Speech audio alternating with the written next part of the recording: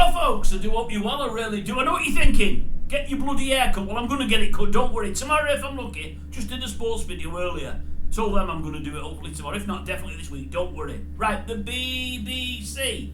They've come in for a lot of flack over this last few years, and probably rightly so. They're making mistake after mistake after mistake, and I've heard of another couple today. Totally different time zones and different degrees of cock-upness. There's no such thing, I know, but I couldn't think of anything else, and I don't work with the script. I'm reading today from Steve Davis. No, not him, not the snooker player. No. Steve Davis, ex-chauffeur, road chauffeur, used to chauffeur old Princess Di around, Lady Di, whatever she may have been. Used to chauffeur around for 4 or 5 years, got very close to William and Harry, especially William, in a good way. William liked being seen out and about with him. He was in Alton Towers with him, sharing the old water ride there. He's saying, yeah, he got dumped years ago by Diana, didn't know why, was never told why. Heard a good few years later, only more recently as the crowns come out and stuff like that.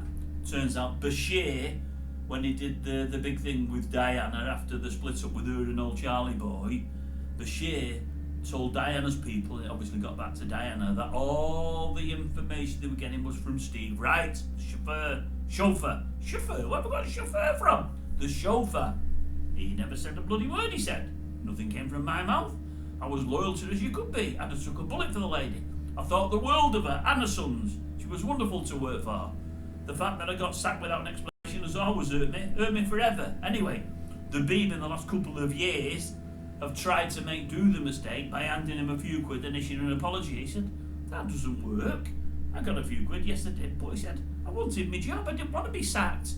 I think he was in his mid-40s at the time, sacked with no explanation. He said, it's awful, it's on your CV there. Anyway, things haven't got better. I know it's a different thing altogether, folks. I know it's different.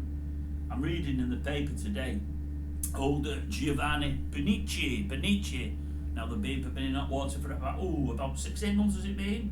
They've been carrying out an investigation on Strictly Come Dancing, their flagship show, the biggest show, after complaints by, is it Amanda Abington? She's complained about Giovanni and what he's got up to, what he said and what he's done. It took them 6 or 8 months to sort the conclusion of the investigation out. It took them forever. Some would say they've copped out, some would say they've not.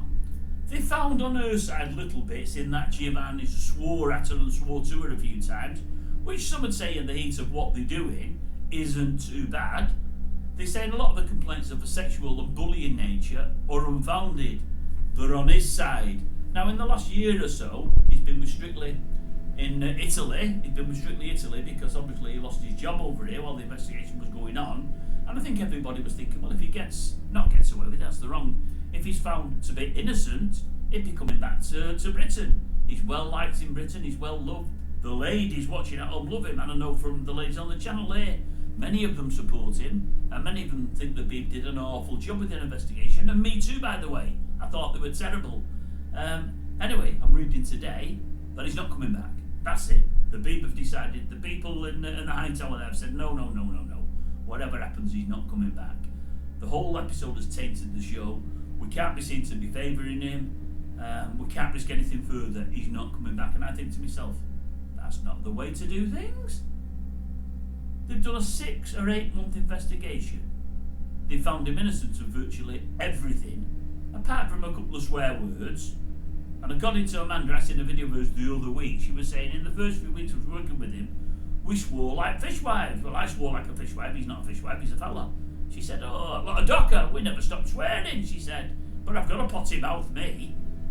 And that's one of the things she's called him for, swearing, when she says she's got a potty mouth.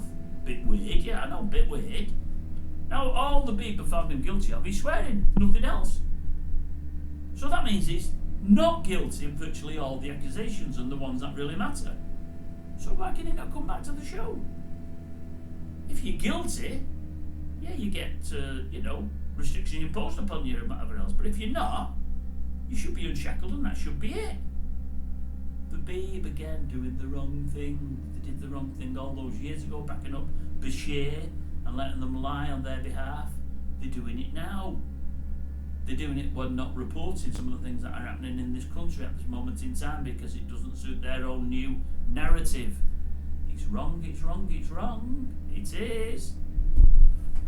Leave it at that. They're not learning any lessons, folks, have they?